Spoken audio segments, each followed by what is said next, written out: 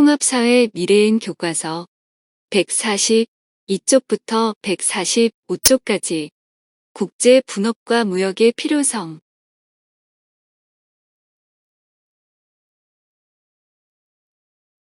국제 분업과 무역이란 무엇일까? 우리의 경제 생활은 다른 나라와 밀접한 상호 우정 관계를 맺고 있다. 예를 들어 우리는 외국에서 수입해온 식재료로 음식을 만들어 먹기도 하고 외국에서 수입해온 옷을 입거나 외국산 필기구를 사용하기도 한다. 또한 많은 수의 국산품도 그 원료나 부품은 외국에서 수입한 것이 많다. 이러한 경제 생활을 가능하게 하는 것은 무엇일까? 그것은 바로 무역과 국제 분업이 활발히 이루어지고 있기 때문이다. 무역이란 각 나라가 자신들이 생산한 상품이나 서비스를 다른 나라와 사고 파는 국제거래를 의미한다. 과거에는 재화와 자원 위주의 국제거래가 대부분을 차지했지만 오늘날에는 기술 및 서비스 분야도 다양하게 거래되고 있으며 노동력의 이동과 자본 거래의 규모도 점차 커지고 있다.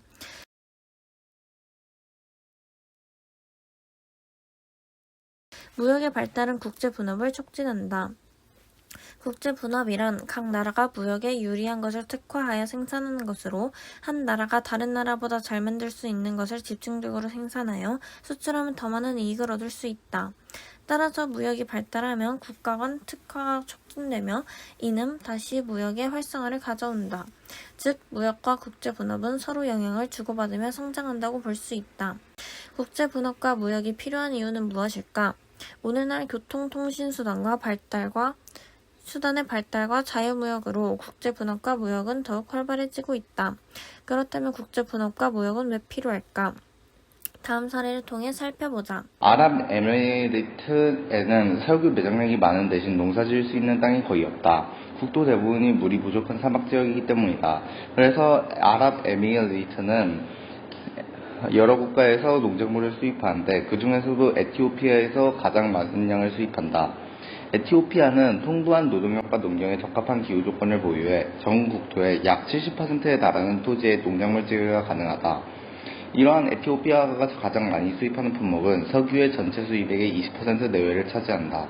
에티오피아는 교통수단을 움직이는 석유 전량을 수입하는 데 의존해 사우디아라비아와 아랍에미리트에서 주로 수입하고 있다. 위 사례에서 아랍에미리트는 무역을 통해 석유를 수출하면서 자국에서 생산되지 않는 농작물을 수입하고 있으며 에티오피아는 농작물을 수출하면서 자국에서 생산되지 않는 석유를 수입하고 있다.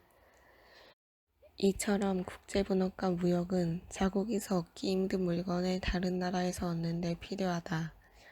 이는 자원, 노동, 자본 등과 같은 생산 요소가 지역에 따라 분포의 차이를 보이기 때문이며 생산 요소를 얼마나 보유하고 있느냐에 따라 국가 간 경제의 여건이 달라진다. 세계 각국은 국제분업과 무역을 통해서 자국 내에서 생산되지 않거나 부족한 재화와 자원, 기술 및 서비스까지 외국에서 얻고 있으며 우리나라도 경제개발 과정에서 원자재 확보를 위해 무역에 크게 의존하였다. 또한 국제분업과 무역은 다른 나라보다 더 잘 만든 물건을 팔아 이익을 얻는 데 필요하다. 각 나라가 보유한 기술 수준, 자본, 노동력 등의 차이에 따라 같은 상품이라도 나라마다 생산비가 달라진다. 따라서 다른 나라보다 생산비가 적게 드는 상품을 직접 만들어 수출하고 생산비가 많은 드는 상품을 수입하여 쓰는 것이 결과적으로 무역 당시구에 모두에게 이익이 된다.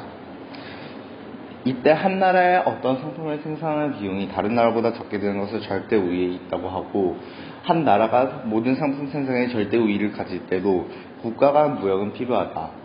이는 비교우위에 따른 것으로 한 나라가 생산한 상품의 기회비용이 다른 나라보다 낮은 것을 말한다. 예를 들어 우리나라는 메모리 반도체와 섬유 생산량의 기술력이 모두 세계적으로 뛰어나지만 섬유는 우리나라가 직접 생산하는 대신 상대적으로 인건비가 싼 중국이나 동남아시아 등에서 수입하고 있다. 이는 우리나라가 반도체와 섬유를 모두 생산하는 것보다 상대적으로 기회비용이 적은 반도체를 집중하여 생산하여 얻은 이윤으로 섬유를 수입하는 것이 훨씬 더 큰 이익이 되기 때문이다. 이처럼 생산 요소의 지역적 분포 차이에 및 이에 따른 생산비의 차이로 초래된 국제 분업과 무역은 무역 당사국 모두에게 직접적인 이익을 가져다 준다. 우리나라 5대 수출 품목의 변화. 6.25 전쟁으로 온 나라가 쑥대밭이 된 우리나라는 수출에서 경제 성장의 활로를 찾아 나섰다. 우선 당시 넉넉했던 수산 자원을 활용해 한천, 오징어를 외국에 내다팔기 시작했으며 철광석, 흑연 등의 광물도 수출했다. 이후 1960년대에서 70년대에 우리 정부는 강력한 수출 정책을 펴기 시작했다. 이때는 주로 풍부한 노동력을 바탕으로 한 의류, 신발, 합판 등 노동 집약적인 산업이 수출을 이끌었다. 1970에서 80년대는 중화학공업에 집중 투자하고 기술 개발에 힘을 쏟았으며 1990년대 들어서는 섬유 등 경공업 제품의 수출이 급격히 위축되어 반도체, 자동차, 선박 등으로 눈을 돌렸다. 2000년대 수출 1위와 2위는 반도체와 자동차가 차지했고 무선통신기기, 선박, 석유 제품은 3에서 5위에 올랐다. 자유무역 확대와 경제협력 증진 방안 자료 1. 세계무역기구와 자유무역협정의 기능 및 역할 세계무역기구 WTO는 1995년 국가 간 무역 장벽을 제거하고 자유무역을 확대하기 위해 설립된 국제기구로 국제거래 시 지켜야 할 규칙을 정하고 국가 간 무역 마찰을 조절하고 있다. 세계무역기구가 생긴 이후에는 농산물, 서비스 등 국제적으로 거래되는 모든 상품과 서비스의 시장 개방이 전면적으로 이루어지고 있다. 경제적 이해관계를 같이 하는 특정 국가끼리 맺는 자유무역협정은 상대국에게서 수입하는 물품의 관세를 낮추어 자유롭게 상품과 서비스의 수출 거래가 이루어지도록 하는 협정이다. 자유무역협정의 대상은 상품을 비롯하여 서비스, 투자, 지식재산권, 환경, 노동기준 등으로까지 확대되고 있다.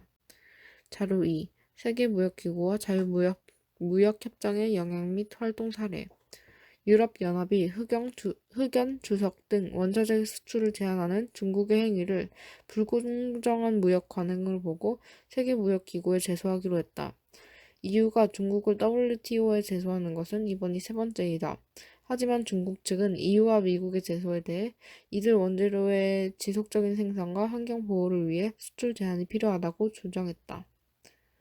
한국 콜롬비아 간 자유무역 협정이 공식 발효되면서 중남미 3대 시장으로 꼽히는 콜롬비아로 수출이 증가할 것으로 전망된다.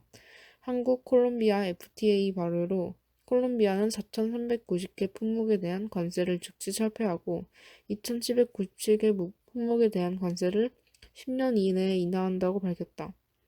우리나라의 주력 수출 품목인 승용차는 10년 이내, 자동차 부품과 승용차용 타이어는 5년 이내에 각각 관세가 철폐된다.